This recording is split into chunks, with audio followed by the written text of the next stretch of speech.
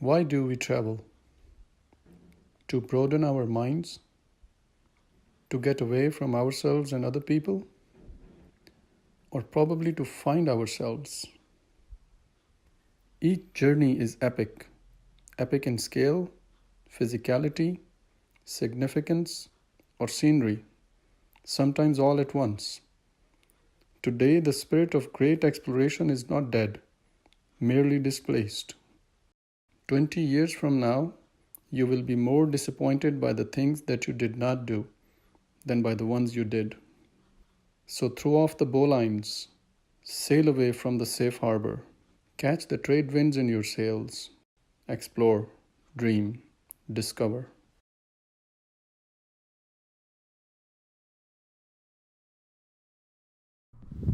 Straddling the border of California and Nevada, Death Valley National Park is located east of the Sierra Nevada mountains.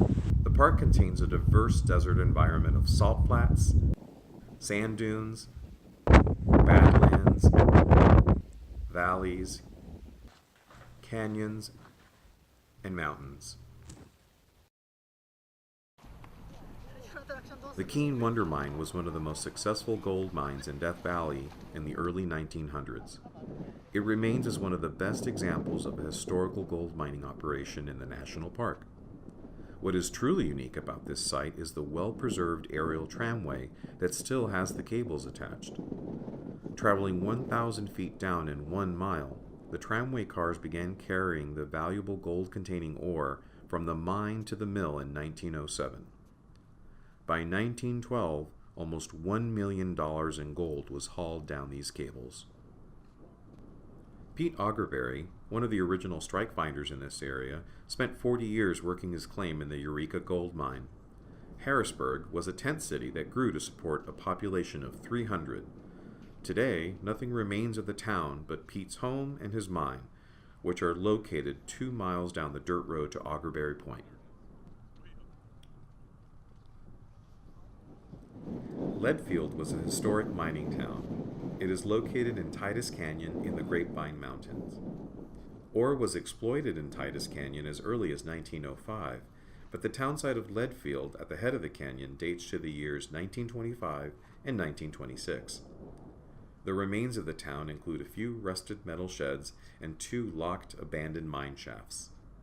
Rhyolite began in early 1905 as one of several mining camps that sprang up after a prospecting discovery in the surrounding hills.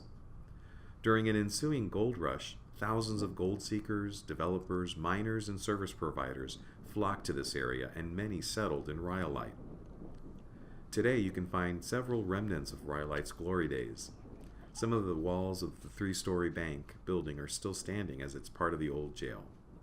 The train depot is one of the few complete buildings left in the town, as is the bottle house.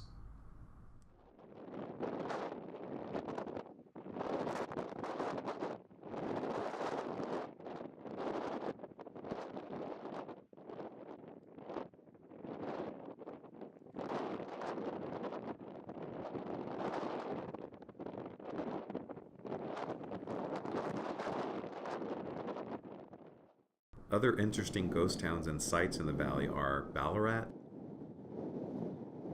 Barker Ranch,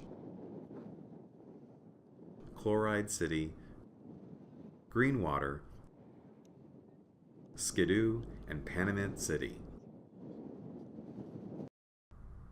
Harmony Borax Works was the central feature in the opening of Death Valley and the subsequent popularity of the Furnace Creek area. After borax was found near Furnace Creek Ranch in 1881, this plant began to process ore in late 1883. When in full operation, the Harmony Borax Works employed 40 men who produced 3 tons of borax daily. On December 31, 1974, the site was placed on the National Register of Historic Places. Nothing symbolizes Death Valley more than the famous 20-mule teams.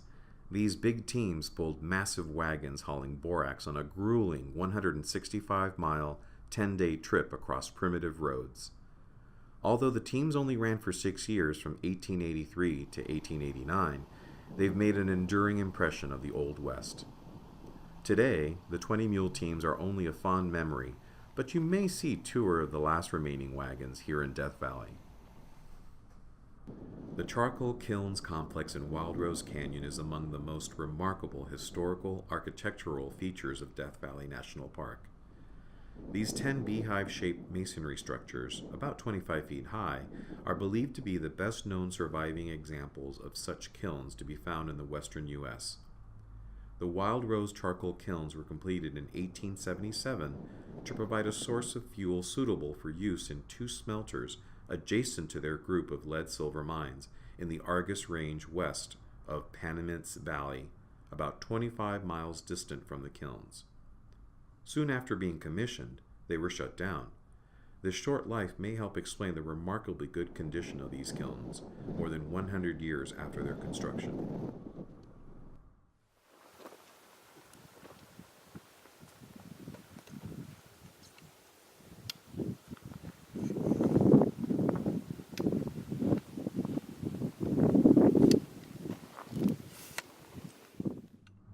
Nestled in a remote valley between the Cottonwood and Last Chance ranges, the racetrack is a place of stunning beauty and mystery. The racetrack is a dry lake bed, best known for its strange moving rocks. The road to Racetrack Valley is recommended for high-clearance vehicles with heavy-duty tires, as it can be rough. The racetrack is a dry lake bed about 3 miles long and 2 miles wide. At least 10,000 years ago, this region underwent a climatic change, resulting in cycles of hot, cold, and wet periods. As the climate changed, the lake evaporated and left behind beige-colored mud at least 1,000 feet thick. Throughout the years, many theories have been suggested to explain the mystery of these rock movements. A research project has suggested that a rare combination of rain and wind conditions enable the rocks to move. Visitors come to Death Valley to experience the stark and lonely vastness of the valley, the panorama of rugged canyons and mountains, the pleasures of the dry, moderate winter climate, the challenge of the hot, arid summer, the relief of the cooler mountains, and the reminders of frontier and Native American ways of life. Yet Death Valley National Park's greatest value is as an outdoor natural history museum. But all these things did not come to exist in one day. The valley has witnessed and has gone through billions of years of geological cycles. Questions can arise in one's mind. What events conspired to create Death Valley? Why is the landscape so varied and so extreme?